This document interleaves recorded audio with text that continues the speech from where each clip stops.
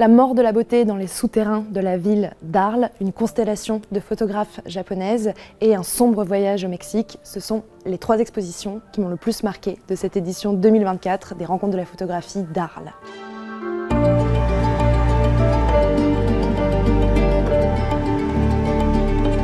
C'était très difficile de ne choisir que 3 expositions dans ce festival dont la programmation regorge cette année de propositions magnifiques. Toutefois, il y a une expérience qui s'est imposée immédiatement, l'exposition Finir en beauté de Sophie Calle au Crypto-Portique. Le cadre d'abord est extraordinaire puisqu'il faut descendre dans les sous-sols d'Arles, parcourir les galeries des cryptoportiques qui étaient en fait les sous-bassements du forum à l'époque où Arles était une colonie romaine. C'est un lieu qui n'est absolument pas adapté à l'exposition de photographie. L'an dernier, les œuvres qui étaient montrées ont été rongées par l'humidité, mais c'est le cadre parfait pour cette exposition dont toutes les œuvres sont vouées à être détruites.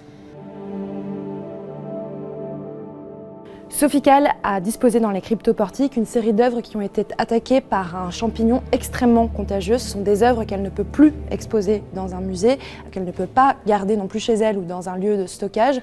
Toutefois, elle ne pouvait pas se résoudre à simplement jeter ces œuvres, cette série qui lui tient tant à cœur, Les Aveugles, qui est donc un projet pour lequel elle a demandé à des personnes qui n'ont jamais vu de lui décrire leur idée de la beauté. Cette exposition est en fait un magnifique rituel d'adieu à cette beauté perdue. Sophie Calle a également profité de cette exposition pour enterrer des objets qu'elle n'a jamais pu se résoudre, ni à jeter, ni à donner. On évolue dans l'obscurité de ces souvenirs, guidés par la voix de l'artiste, qui nous raconte l'histoire de ces objets, d'une robe de mariée qu'elle avait acquise pour s'unir à un homme qui l'a finalement quittée, d'une chaussure rouge qu'elle a volée quand elle avait 11 ans au printemps, ou des journaux intimes de sa mère. Cette exposition est une expérience délicieusement mélancolique, extrêmement émouvante et, comme toujours avec cet artiste, sombrement drôle. C'est l'occasion d'en finir avec ces traces de ma vie que les aveugles ont entraînées dans leur sillage et que je ne veux pas laisser me survivre. Autre objet ayant appartenu à la mère d'une autre artiste à l'autre bout du monde. Il s'agit d'une série de la photographe Izuyushi Miyako qu'elle a réalisée pour tenter de faire le deuil de sa mère. Miyako est l'une des 26 photographes japonaises montrées dans l'exposition Quelle joie de vous voir au Palais de l'Archevêché d'Arles. On y découvre le travail de Tokiya Toyoko qui a photographié le changement de statut des femmes japonaises dans les années 50, les selfies devenus cultes d'Hiromix, lycéenne des années 90 qui a mis en scène sa vie et lancé un véritable mouvement, la girly photography, ou le regard de la photographe contemporaine Okabe Momo qui documente avec tendresse les transitions de genre de ses amis, le quotidien de sa famille de sang comme de sa famille choisie, qui évolue en marge d'une société encore extrêmement conservatrice par bien des égards. Cette exposition s'inscrit dans une série d'initiatives qui se multiplient depuis une dizaine d'années, une forme de catalogage des artistes femmes qui ont été invisibilisées de leur vivant ou effacées de l'histoire après leur mort. Quelle joie de vous revoir est une exposition qui a les défauts de cette série d'initiatives. C'est une exposition extrêmement dense qui donne seulement un aperçu du travail de chacune de ces photographes, ce qui peut être un peu frustrant.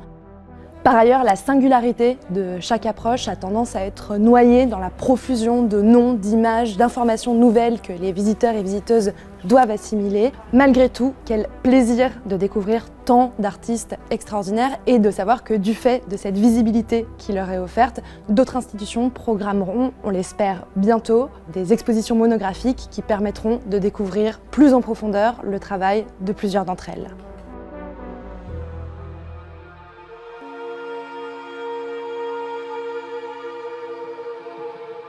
On passe du Japon au Mexique en traversant quelques rues provençales. La dernière exposition de cette petite sélection se trouve à l'église gothique, aujourd'hui déconsacrée des Frères Prêcheurs. On y découvre le travail de la photographe espagnole Cristina de Middel qui dresse un portrait du Mexique comme un territoire traversé du sud au nord par les migrants et migrantes qui viennent d'Amérique du Sud. Le Mexique est la dernière étape et la plus dangereuse de leur voyage vers les États-Unis. Il ne s'agit pas de photographie documentaire. Cristina de Middel a commencé sa carrière dans la photographie documentaire, mais elle a rejeté cette approche qui tend souvent à réduire des situations complexes à littéralement quelques clichés. Cristina de Midel sait qu'en tant qu'étrangère, elle ne comprendra jamais parfaitement le Mexique, elle ne comprendra jamais le destin de ces hommes et ces femmes qui sont en situation de migration.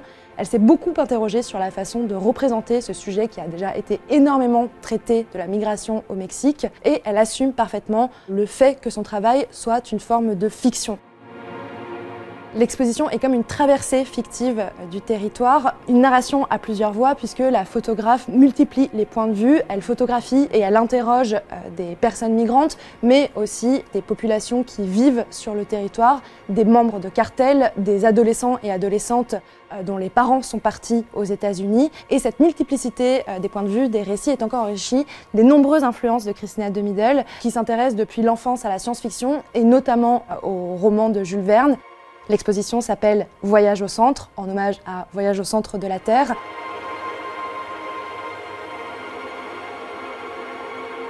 On reconnaît aussi dans plusieurs photographies un hommage à la photographie mexicaine, des références au réalisme magique sud-américain et l'humour caustique espagnol. Cette exposition est une épopée passionnante, troublante, particulièrement subtile.